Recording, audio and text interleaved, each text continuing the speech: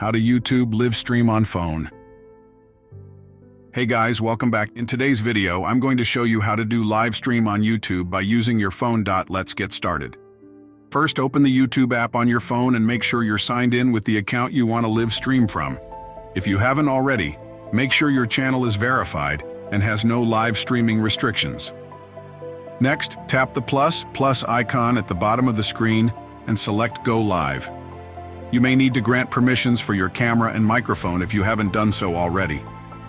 Now set up your live stream. Enter a catchy title, choose your privacy settings. You can select the orientation, portrait or landscape, and add a thumbnail by either uploading an image or taking a photo.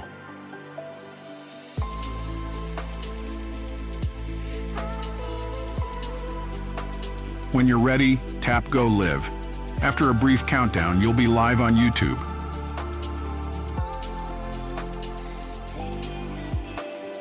When you're done, simply tap Finish to end the stream. YouTube will automatically save your live stream as a video on your channel. And that's how easy it is to live stream on YouTube from your phone.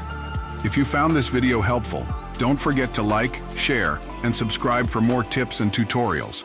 See you in the next video.